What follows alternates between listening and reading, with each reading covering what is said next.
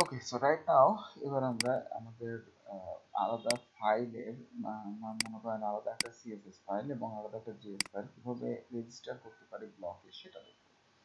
So এখানে init.php এর মধ্যে অলরেডি কিছু ফাইল, সিএসএস ফাইল এবং জেএস ফাইল রেজিস্টার করা আছে, যেমন হচ্ছে যে ডাব্লিউপি রেজিস্টার স্টাইল, এটা দিয়ে আমি সিএসএস ফাইল রেজিস্টার করতে পারি এবং ডাব্লিউপি রেজিস্টার স্ক্রিপ্ট দিয়ে আমরা জেএস ফাইলকে রেজিস্টার করতে পারি।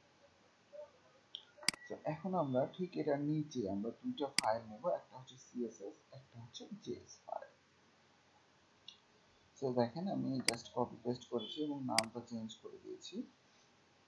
সো এখানে একটা নাম দিয়েছি আমরা, একটা জেএস ফাইলকে আমরা নিয়েছি অ্যাসেটস এর মধ্যে। সো অ্যাসেটস নামের আমি একটা ফোল্ডার বানিয়েছি, যেটার মধ্যে একটা জেএস ফোল্ডারের মধ্যে হাইড অ্যালার্ট.js। আর এখানে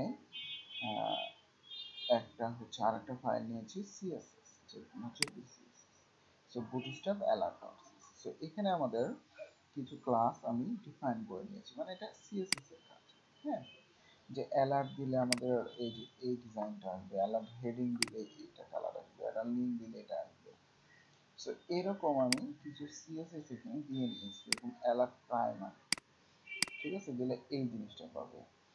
তারপরে সেকেন্ডারি দিলে এই জিনিসটা পাবে। সো এই জিনিসগুলো আমি এখানে ডিফাইন করে নিয়েছি যে সিএসএস গুলা লাগবে আমার। ওকে, মাস্ট। সো আমি এতটুকুন আমার হয়ে গেছে। সো আমরা এতটুকুনেই যদি দেখি তাহলে কিন্তু আমাদের এবার এই যে এই ফাইলটা এবং এই ফাইলটা আমাদের কি করবে, এটা রেজিস্টার হয়ে যাবে। ওকে, সো আমরা এইভাবে তাহলে ফাইলগুলোকে ইনক্লুড করতে পারি, রেজিস্টার করতে পারি আমাদের ব্লক, ঠিক আছে।